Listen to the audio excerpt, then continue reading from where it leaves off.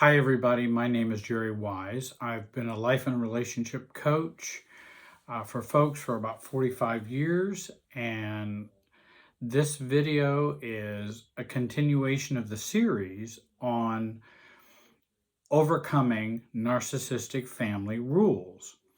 I have an original video that talks about 16 rules, and again, I'm grateful to Julie Harris and her book. And I also have added some of my own. And this is the last series. This is rule 13 through 16. First of all, rule number 13. There must be a scapegoat. There is just too much there's too much self-loathing, anger, over-control, misery, rage in a narcissistic family that it must be projected somewhere. And so someone has to bear that burden of the family, and that's the scapegoat. That is their release valve of all the dysfunction, pain, difficulties of the family. To be able to function in some kind of functional way, they must have a scapegoat to deal with all this. It must be projected or expelled or released onto a family member or members, and these are the scapegoats. If we want to recover from being one of the scapegoats, then we have to work to resist being and accepting the role of the scapegoat. We stop trying to change the narcissistic family. We need to stop trying to make them not make us the scapegoat.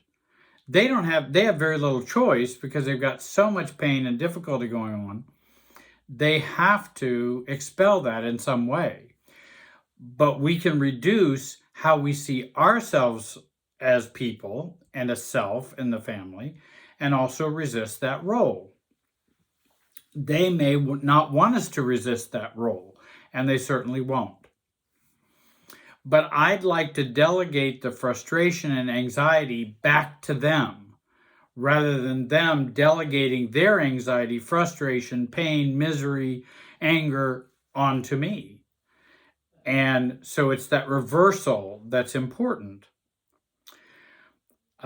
We do that by becoming more neutral, less affected by the scapegoating process, less hurt by the things they say and do. We become more detached. We become more immovable, or that gray rock. We also want to turn off the supply and emotional reactivity, which only feeds the scapegoat role.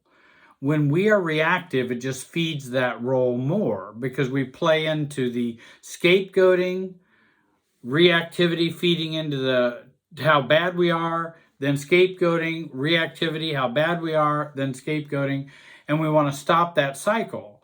They can go scapegoating, and then we move away or have more distance and calm ourselves down and not care about that so much. That takes some practice and learning to do that, and maturity. That takes time. The narcissist may say, well, did you do what I told you about that job, Jerry? Well, it hasn't been a big priority for me, and I'm okay with fumbling through it. And again, I'm not reacting to their insistence that I do what they want me to do. I'm not going to, and I don't have to. If they keep pressing, then I need to have more distance between them and me. Another example, I can't believe you expect your sister to help me. This is a mom, narcissistic mom talking. And all these are real examples. I have thousands of real examples from people over the many years I've worked with people. I can't believe you expect your sister to help me. I'm more of an elderly mom. When her daughter is going through so much, you're just so selfish. Well, Mom, boy, I didn't know I was so frustrating. What's for lunch, Mom? And also, that sister whom she's comparing you to is underfunctioning. Her sister is alcoholic, addict, and underfunctioning. And so they're the poor, troubled sister. And so you need to do everything. And if you don't, but sister and granddaughter don't need to grow up, you just need to overfunction, is what the narcissist believes. And I can say, well, I know it must be frustrating that I do expect my sister to be of help to you, Mom. Both of us need to be helping you, regardless of our circumstances. So the extreme shifting of frustration and stopping the supply for them is going low to no contact. Some people can do it with low contact. Some people need to go no contact. And some people can even stay in the relationship and be neutral about it. It's just them using their Coca-Cola talk, as I've said in other videos. It's just they're calling me a Coca-Cola, which is just ridiculous. Like, they're calling me so selfish. Well, good heavens, I overfunction with you, Mom, all the time. So I know I'm not selfish. So what you're saying just doesn't make sense. It's Coca-Cola. Why do I want to feel hurt if somebody calls me a Coca-Cola? I don't know why I would feel hurt over that. I'd kind of go, well, okay, if you think I'm a Coca-Cola, I guess you can think that. But it's ridiculous. Also, the scapegoat role is changed within. It's changed within us and not changed by the family. If you're waiting on the family to stop making you a scapegoat, that could take quite a while and be problematic because they are highly invested in you being a scapegoat. They need you to be a scapegoat so they can deal with all the negative dynamics of the family and the narcissist. And so we have to change within about being a scapegoat. And that playing along with the role of scapegoat, feeling hurt, being a victim of being a scapegoat, being angry with them for making you a scapegoat, that just plays into the supply of the narcissistic family. It accepts their assigned role of me. Well, I don't need to accept that role. They may want to act that way, but I don't need to accept it. I can go gray rock, low contact, no contact. I'm not powerless. And I have lots of choices that I can make. You may need help in making some of those choices. Rule number 14, denial is rampant in the narcissistic family. Narcissists ignore reality or don't see reality. Narcissistic families ignore reality because they're trained and programmed to, and many of them don't see reality. And if reality starts to pop up in a narcissistic family, it will be extinguished and often even punished. So we have all these rules in a narcissistic family, which you may recognize. Don't talk, don't feel, don't think, don't expose, don't trigger shame. Truth is dangerous, truth is hurtful, and there's only one truth. And of course, that's the truth of the narcissist. So what do we do to recover from this rule? We do the opposite of all those things. We start talking. We do talk. And we start talking not to the narcissistic family, but to other support and other people who can be of help to us. We start to feel. We start to learn our own feelings. We start to examine, identify, explore, and name our own feelings and learn the feelings vocabulary for ourselves, which is a very loving thing to do. Learn your feeling vocabulary for you. We want to start thinking. I want to go to YouTube. I want to go to online. I want to talk to other people. I want to go to a conference. I got to start learning about me and about the narcissistic family. So do learn. Don't just stay ignorant or in denial. That's a better way to say it. Resist secrets. And again, denial is important, so never expose the secret. Truth is healing, but I know it's hard on us sometimes, but it is healing. And to recognize I have a separate truth from what they may have and what the family may have. Take the risk of learning. Take the risk to learn outside your family paradigm. In other words, I have many people who have taken that risk. Let's say they're adult children of alcoholics. And of course, the family can never talk about dad being an alcoholic or mom being an alcoholic. No, they're just stressed. No, Europeans they came from a European family. They just drink more than other people. Over in Europe, it's not a problem. There's all kinds of denial and minimization going on there. And the adult child of a narcissist then begins to take the risk to learn outside the family and go, oh, by golly, my dad was an alcoholic. I can actually say that. I can actually become aware of that. And I come out of my denial. But it's hard to do that within the family because they're all going to talk you out of it. Even I know many, many people who have definitely identified a parent or parents as narcissists, and they have all the traits and symptoms, and I understand they're not diagnosing like a psychiatrist, but they still, common sense is common sense. And you all can read the symptoms as well as other people, and they've come to realize, hey, that's where some of our problems really came from. But others in the family are going, oh, no, they're not narcissists. They were never narcissists. They loved us. They cared about us. Dad just had a stressful job. Mom worked a lot. And that's why no, there was little to no empathy, no guilt, no apologies. Everything was about them. It was that kind of process, not just, oh, they had some tough things going on in their life. That's how we minimize, and other siblings will minimize that and not accept your reality or truth about what you experienced growing up. And so we begin to identify that and learn about that outside the family to strengthen our own awareness and our own perceptions that we're not wrong about this. Wait a minute. Now, just because I'm right about this doesn't mean I have to make everybody see it.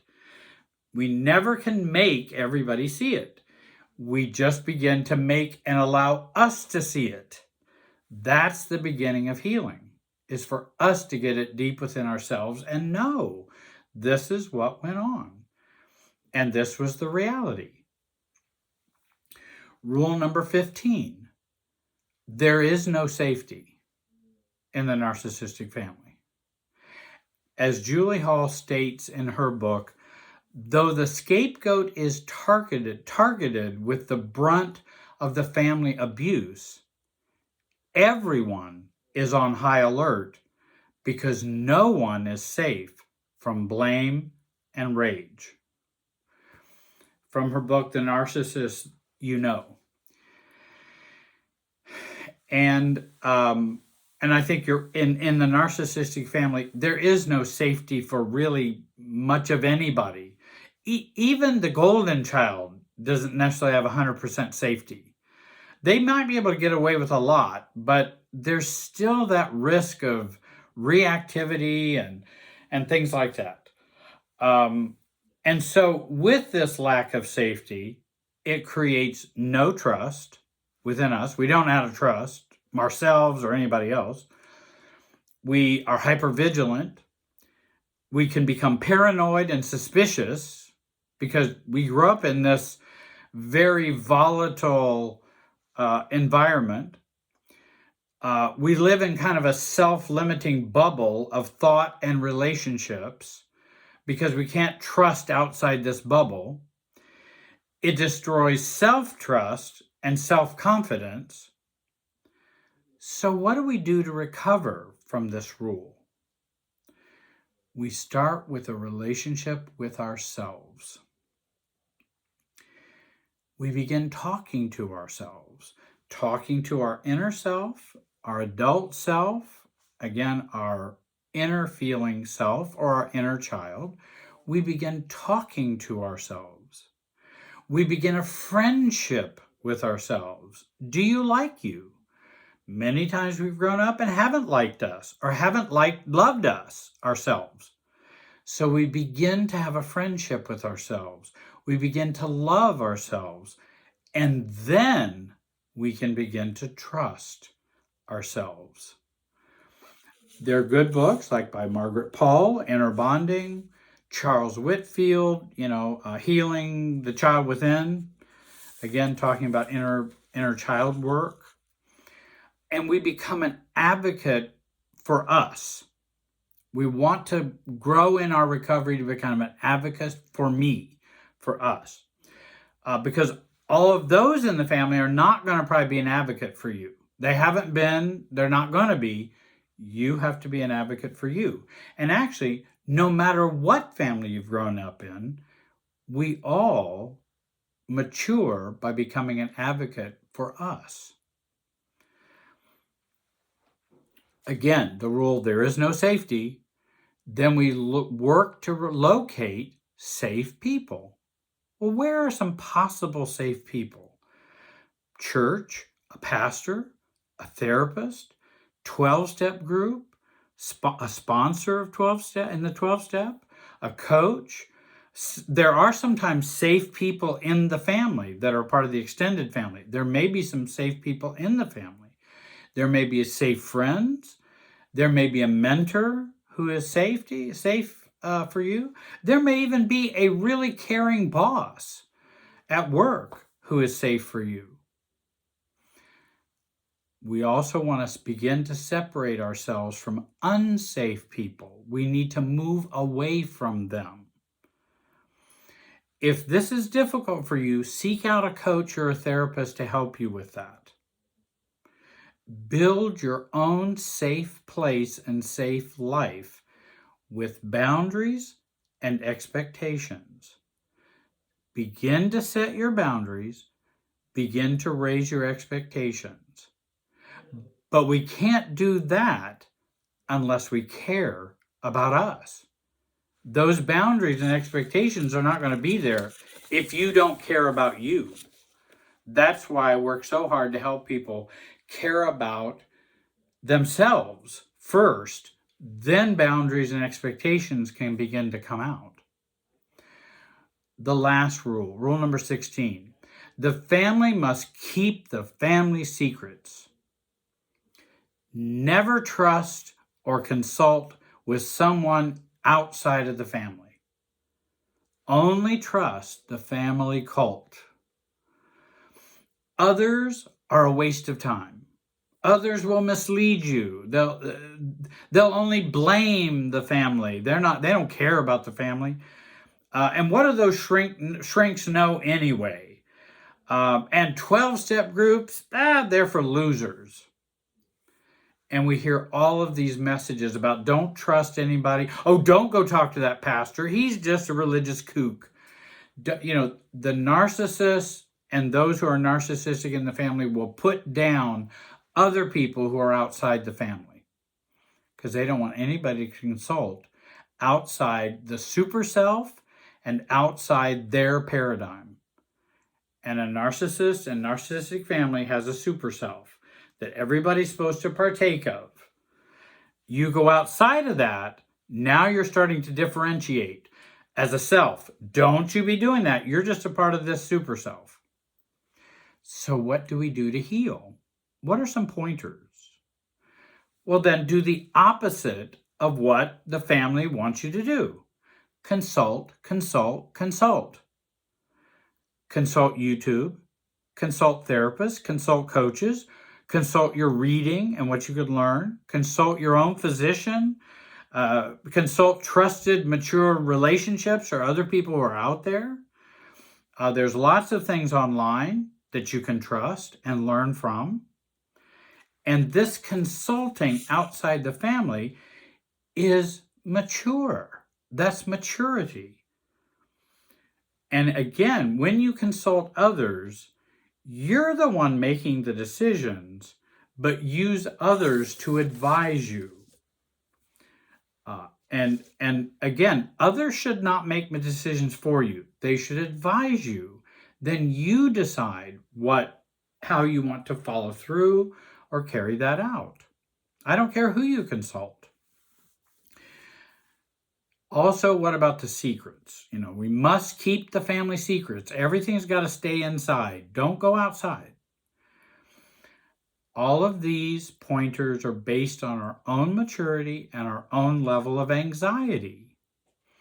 If we have a lot of anxiety and low maturity, which many of us do when we've grown up in narcissistic families, then we just begin to admit the secrets to ourselves. We journal about them. We read about them. And then as the anxiety and as maturity goes up and anxiety goes down, we then choose to share these with other people, close and trusted people that will hear what we're saying, will not triangle with the family. Don't share it with a sister who's going to go run and share it with the narcissistic father. That's not a trusted and close other. Somebody who is detached, who can begin to hear you speak about the truth of your family and are not going to judge your family or judge you. They're just hearing what was your reality. And then as our anxiety goes down even further and our maturity goes up even more and our confidence, we then have more ability to share the family secrets with the world as a part of your life story and your life fabric. It's not about shaming anybody. It's just, if everybody in the family didn't believe Dad was an alcoholic, that's fine, but I did. So a part of my reality is being an ACOA, and I need to share with the world, hey, I grew up with an alcoholic father. I don't hate him. I'm not trying to shame him. It's just that's what reality was. And we become more matter of fact, little to no reactivity, low anxiety, no shaming, and no get back or revenge. And people will say, well, I grew up in a narcissistic family, and my dad was a narcissist or my mom was a narcissist. Jerry, when should I confront them? And my rule is always in confronting parents, confront them when you don't have to. Because if you confront them when you have to, you're probably going to be reactive. So deal with them within you first and feel at ease with that. Then you can bring up, well, Mom, I don't think I had a great childhood like you just said. That's just my perspective. That's what I remember. Hey, what's for lunch? Now I've confronted her in a matter-of-fact way, just shared my own reality. And, she can have her reality all she wants, that I had a perfect childhood and everything was wonderful. That's fine. She can. But that's not my reality. And so that's when we begin to heal and recover. I hope you'll join my website that's listed below. Please subscribe to this channel. And we've got some new things coming up. I think you're going to really appreciate those. If you want to become a part of the email list, go to my website and you can sign up for that. It doesn't cost anything. And we'll keep you informed as to what things we're doing. I want to thank you all for listening today and watching today. I hope you have a great day and be wise.